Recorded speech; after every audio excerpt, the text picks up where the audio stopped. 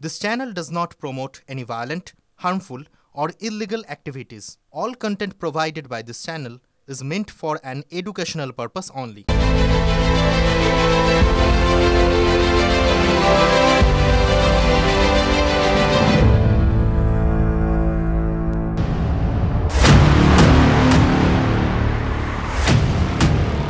শিক্ষক শূন্য স্কুল রেখে দিতে চাইছেন, তা হবে না, হবে না।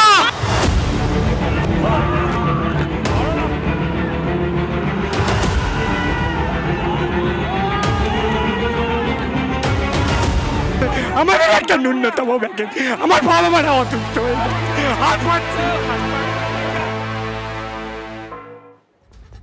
পুজোর তৃতীয়াতে নিয়োগের দাবিতে ফের গলা তুললেন 2022-এর টেট পাসরা।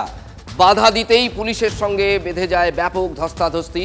এই ছবি বারাসাতের যশোর রোডে, তখন বিক্ষোভে তুলকালাম অবস্থা।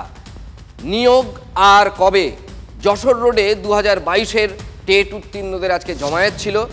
তাদের কাছে খবর ছিল যে শিক্ষামন্ত্রী সেখানে যাবেন। শিক্ষামন্ত্রী যাওয়ার খবরে তারা রাস্তায় জমায়েত করেন। পুলিশ বাধা দিতেই রণক্ষেত্র পরিস্থিতি তৈরি হয়ে যায়। আজ বারাসাতে তৃণমূলের শিক্ষক সেলের সম্মেলন ছিল। 22-এর টেট উত্তীর্ণদের কাছে খবর ছিল যে সম্মেলনে যোগ দেবেন শিক্ষামন্ত্রী ব্রাত্য বসু। দুপুরে বারাসাতের অনুষ্ঠানস্থলেই পৌঁছে যান টেট পাসরা, মানে যারা 2022-এ উত্তীর্ণ হয়েছিলেন 2022-এর টেটে। তারপর মুহূর্তে পরিস্থিতি উত্তপ্ত হয়ে যায়।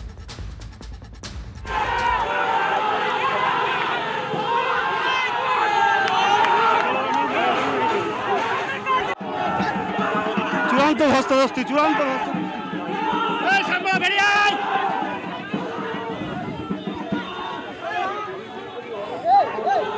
পরিস্থিতি সবার প্রথমে দেখা এই অবরুদ্ধ হয়ে রয়েছে যশোর রোড। যশোর রোডের ওপরে এই 2022-এর টেট উত্তীর্ণরা তারা এসছেন, মূলত এসছেন আজকে একটা শিক্ষক সেলের একটা প্রোগ্রাম রয়েছে, সর্বভারতীয় তৃণমূল কংগ্রেস শিক্ষা সেলের অনুষ্ঠান, যেখানে ব্রাত্য বসুর আসার কথা।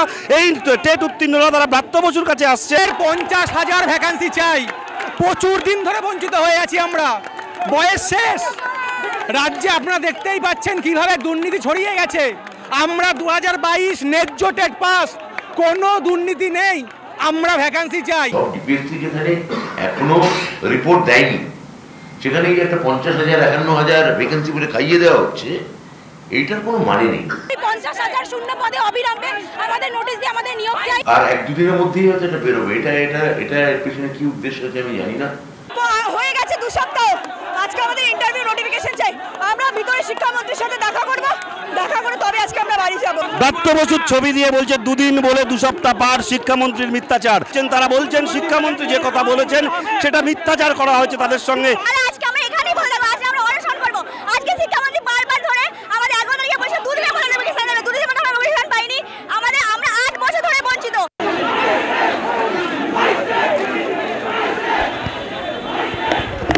এখানে কোনো মিনিস্টারই অ্যাভেলেবেল নেই, এটা ওনাদের প্রোগ্রাম চলছে, কিন্তু আমাদের কাছে যা ইনফরমেশন আছে এখানে কোনো মিনিস্টার অ্যাভেলেবেল নেই।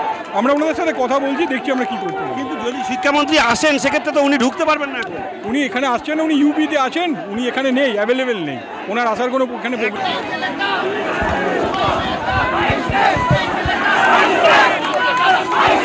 রাস্তায় বসে আমরা পুজো হচ্ছে না, রাস্তায় বসে থাকবো, আমরা পুজো হচ্ছে না, রাস্তায় বসে থাকবো।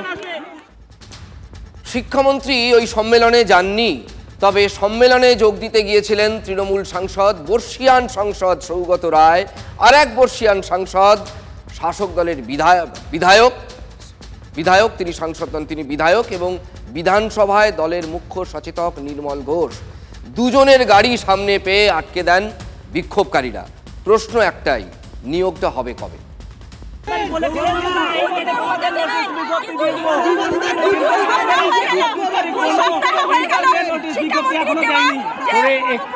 হাল্লা করে সেটা নিয়ে নেবেন।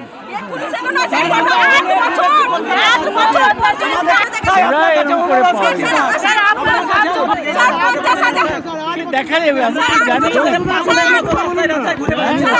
আপনি চুপ করবো না, আমি আপনাকে কিছু বলবো।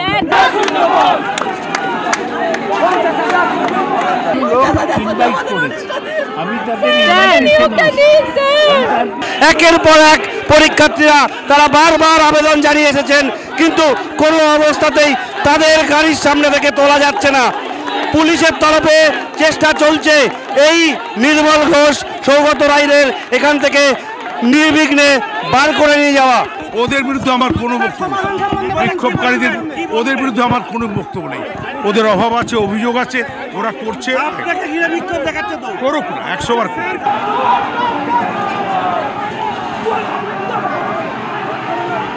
সেনার পুত্রবধূ হচ্ছে একটা চোর, এসএসসিতে নাম আছে, টেন্টের নাম আছে, দেখুন কাকে চোর, চোর সব শিক্ষা ছেলে সব জড়িত, সব কটা চোর।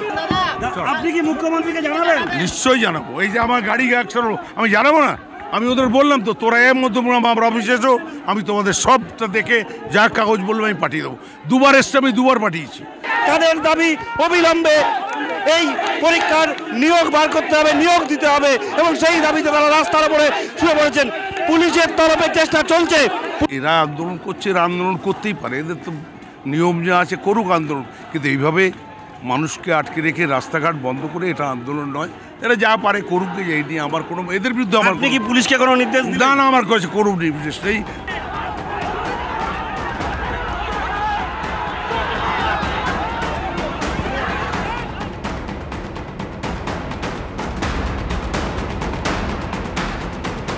নিয়োগের দাবিতে বিক্ষোভের মুখে আটকে গেলেন সাংসদ সৌগত রায় ও নির্মল ঘোষ। যেমন কর্ম তেমন ফল,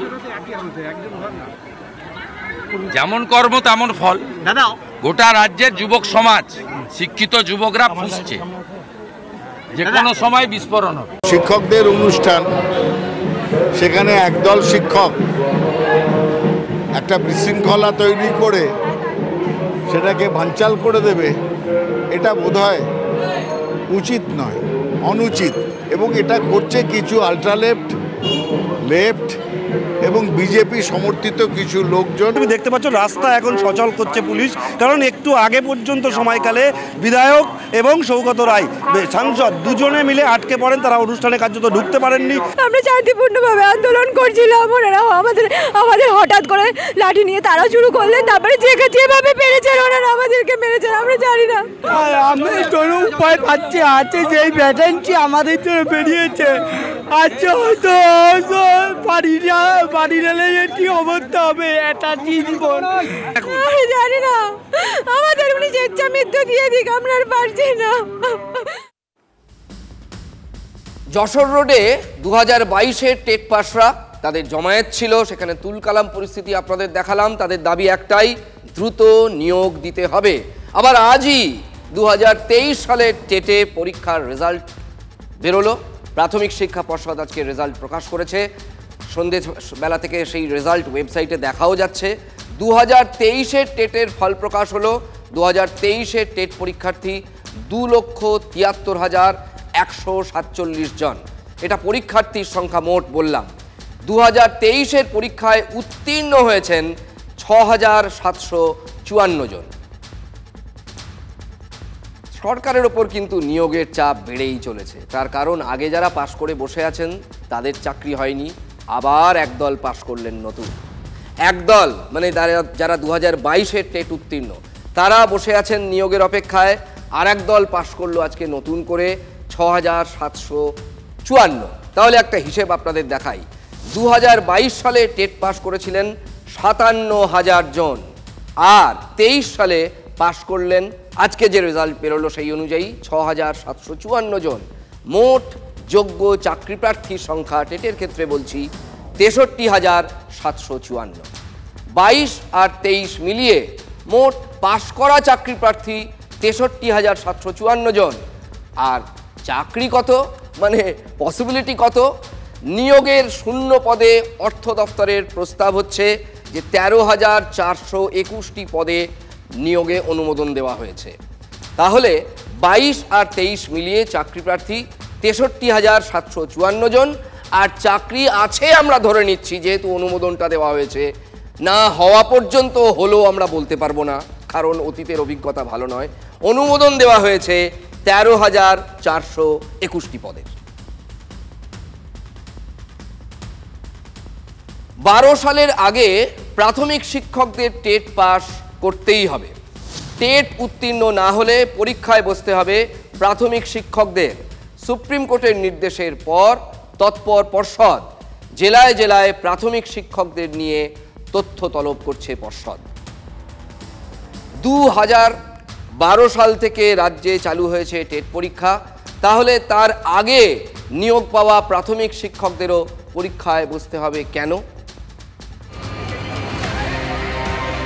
একদিকে টেট উত্তীর্ণদের নিয়োগ নিয়ে রাজপথে আন্দোলন, আর অন্যদিকে 2012 আগে টেট পাশ না করে নিয়োগ পাওয়া প্রাথমিক শিক্ষকরাও চিন্তায়। কেন? প্রাথমিক শিক্ষকদের টেট পাশ করতেই হবে। মহারাষ্ট্রের একটি মামলায় নির্দেশ দিয়েছে সুপ্রিম কোর্টের ডিভিশন বেঞ্চ।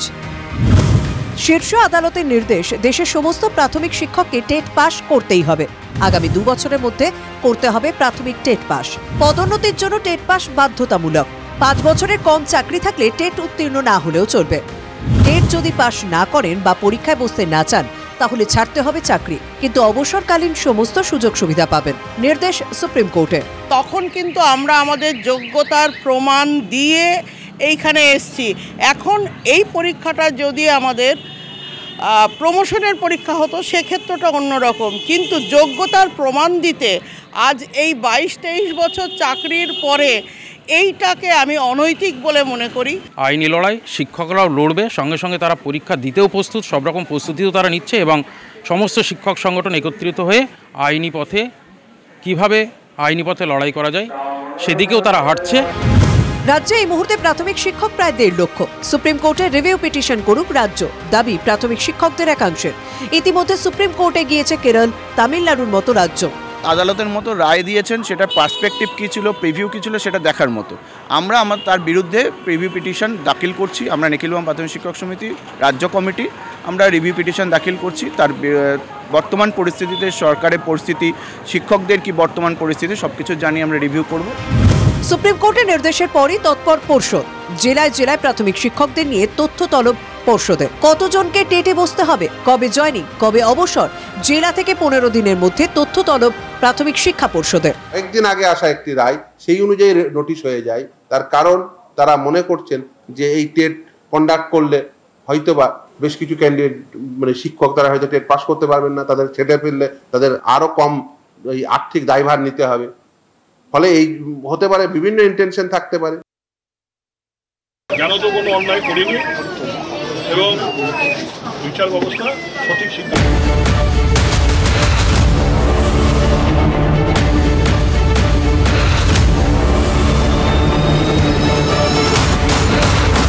আস্থা আছে স্যার, এদিকে ঘুরে স্যার, ভবিষ্যতে বন্ধ কর।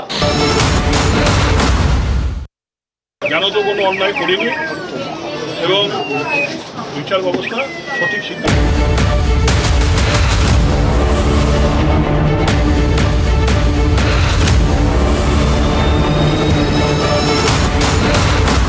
আস্থা আছে স্যার, এদিকে ঘুরে স্যার, ভবিষ্যতে বন্ধ কর।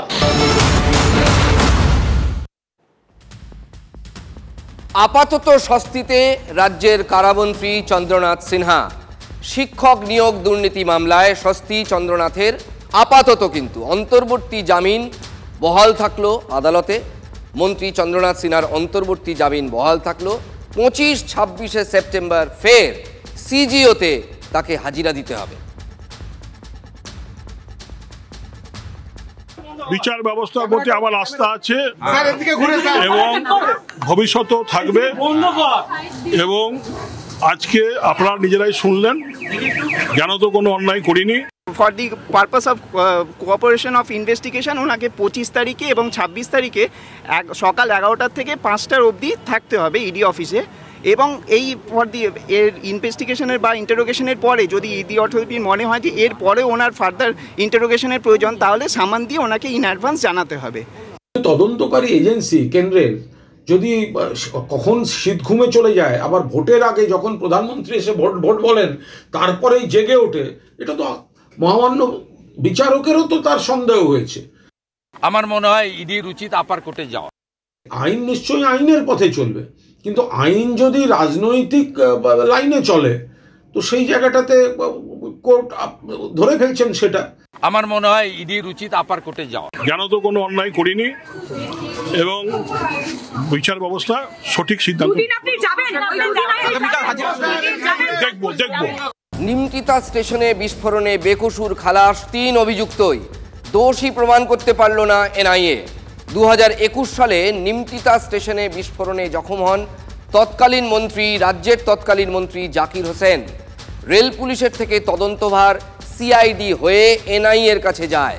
প্রমাণের অভাবে বেকসুর খালাস ঈশা খান, আবু সামাদ, শহীদুল ইসলাম।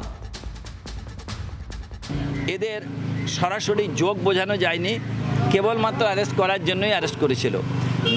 না ডকুমেন্টস অর্থাৎ না নথিপত্র, না উপস্থিতি, না টিআই প্যারেড, কোনো কিছুই সাজেস্ট করছে না যে এই মোকদ্দমাতে অ্যাপারেন্টলি ওরা দোষী। সেই জন্য কোর্ট এই সিদ্ধান্তে উপনীত হয়েছেন যে এই লোকগুলো এই মোকদ্দমাতে কোনোভাবেই জড়িত নয়, তারা নির্দোষ। অতএব এই মোকদ্দমা থেকে আসামি ঈশা খান, আবু সামাদ আর শহীদুল ইসলামকে আপনি মুক্তি দিয়েছে। ঘোষণা হয়ে গেল রেলকর্মীদের উৎসব বোনাস। 10,90,000 রেলকর্মীর জন্য খুশির খবর। রেলকর্মীদের পুজো বোনাস মানে 78 দিনের বেতন। এই মুহূর্তে একটা বিগ ব্রেকিং দেব আপনাদের। পেহেলগাঁওয়ে জঙ্গি হামলার 5 মাস পর প্রথম গ্রেফতার। এই ঘটনার সঙ্গে সংশ্লিষ্ট জঙ্গি গ্রেফতার লস্কর জঙ্গি মোহাম্মদ ইউসুফ কাটারি। সূত্রের খবর, হামলার পর জঙ্গিদের পালাতে সাহায্য করেছিল এই গ্রেফতার হওয়া জঙ্গি কাটারি। জঙ্গলের মধ্যে দিয়ে রাস্তা চিনিয়ে নিয়ে যায় মোহাম্মদ কাটারি। হামলাকারী জঙ্গিদের গা ঢাকা দিতে নিরাপদ আশ্রয়েরও ব্যবস্থা করেছিল মোহাম্মদ ইউসুফ কাটারি। বিগ ব্রেকিং এই মুহূর্তে। TV9 বাংলা ব্রেক করছে। ধৃতকে 14 দিনের পুলিশ হেফাজতের নির্দেশ।